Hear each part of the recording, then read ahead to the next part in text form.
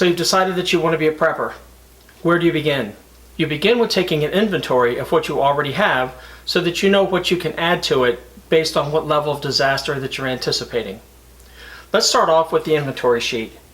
It's a basic inventory sheet that gives today's date, and you write down the date, and what you have.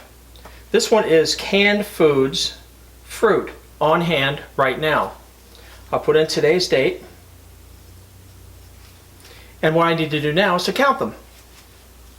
I have fruits and vegetables, and this is my everyday pantry. I count the fruit cocktail cans I have. 1, 2, 3, 4, 5, 6, 7, 8, 9, 10, 11, 12, 13. I have 13, so I'm going to put down on here fruit cocktail. And my count is 13. Next I'm going to continue with fruits and go to pears. 1, 2, 3, 4, 5, 6, 7, 8, 9, 10. 10 cans of pears. So I'm going to put down pears.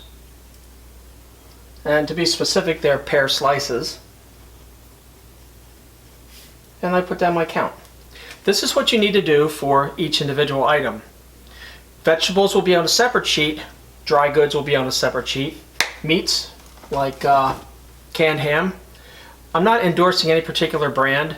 I'm not a wealthy guy, so I kind of price around and try to find the best price I can with the best expiration date. The expiration date on this is, where is it? 2017. So that's a pretty good date. Do each inventory separately. Get somebody to help you with it if you need to. Yes, I understand that this is not the fun part of doing the prepping stuff. The fun part's going out and buying stuff. But right now you need to know exactly what you have. You're going to continue this not only for the fruits, vegetables, meats, dry goods. You're going to extend it out to include any types of camping equipment, camping stoves. You're going to include weaponry if you have any weaponry. So let's get started with doing the inventory in here, and then what we'll do is move out and take a look at some other inventory items, and then we'll come on back and figure out what we do next. I'm here in the bathroom doing the medical inventory. When you do medical inventory, it's a little more difficult than doing the canned foods and canned good things. In medical inventory, you have two basic types of things. First of all, you have your over-the-counter medicines. Pretty self-explanatory. There'd be cough medicines, ibuprofen products, and things like that. Easy to identify. You just write down what they are and the quantity you have. The second type of medication are the prescription medications. That would be ones like up here. What you would do is you identify not only the medication, but who gets the medication. The reason for that is in a bad thing scenario, you may need to figure out quickly what medications you might need to double up on for a period of time.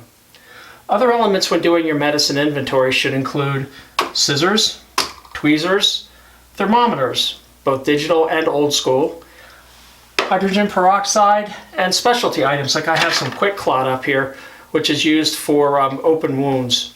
Not saying that you should get anything that you see in the medicine cabinet that I have. Your own needs are what dictates what you should have. So the medicine's kind of complex. I just wanted to touch base with you on that. Next I'm going to finish this up, and then I'm going to go do the hard goods. Hi, I'm out in the garage right now. I'm doing the hard lines inventory. Hard lines are flashlights, batteries, cell phone chargers, radios, things like that. What I'm doing right now is I'm checking the batteries for these flashlights that I have, these lanterns. Good. Each lantern takes 4 D-sized batteries. So as a special note, when you do your inventory of flashlights, also include what types of batteries they take and how many batteries you have on hand. I happen to have a lot of batteries because down here in Florida we have a lot of power outages. In addition to the hardline goods, I'm also going to be working on the water next. My water inventory is, for purposes of this first video, just a small quantity of water. Because right now we're just going to concentrate on the first 72 hours. And then from the 72 hours worth of goods that we gather and obtain and maintain, then we'll expand it out to include the larger disasters, the level 2s, level 3s, which would be longer in duration. Speaking of water, if you have a swimming pool, do not rely on the swimming pool for drinking water. Yeah, I know 30,000 gallons sounds pretty good, but I'm not really convinced with the evidence that I've seen that all the metals can be removed from the water prior to drinking it. Now, if you want to drink the water and you've done the research and you're good with it, you knock yourself out. I'm old school. I need to have more information before I make that call. So I have a lot of water. One of the containers that you can use even for the 72 hours is one of these big 5-gallon containers. They're specifically food grade, and you can put water in them. Water will last up to 5 years with an agent that you put in to, I think it's deoxidize it. Anyway, that's your choice to make, and we'll talk about that for longer storage. But currently, inventory your hard lines. Cell phone chargers are always a good thing, although you could use your car if you needed to in a 72-hour event. So I'm going to get back to doing this inventory and gather everything together and then explain to you what your next steps are going to be for the inventory. Good luck. Okay, great. You have finished the inventory. You have a stack of inventory sheets. Now what do you do with it? Well, going back to Maslow's hierarchy of needs and the inventory sheets, you have, well, we're not doing self-actualization. Self-esteem are more for the entertainment things in a bad situation. But the safety and biological needs are the most important ones. From the safety needs, shelter, things like that, for a 72-hour event, because you're sitting in place, you have quite a few of those met. So I'm not going to go too much into these on this first 72-hour crisis event. However, biological needs are the most important ones for a 72-hour event. This is where your inventory sheet comes in.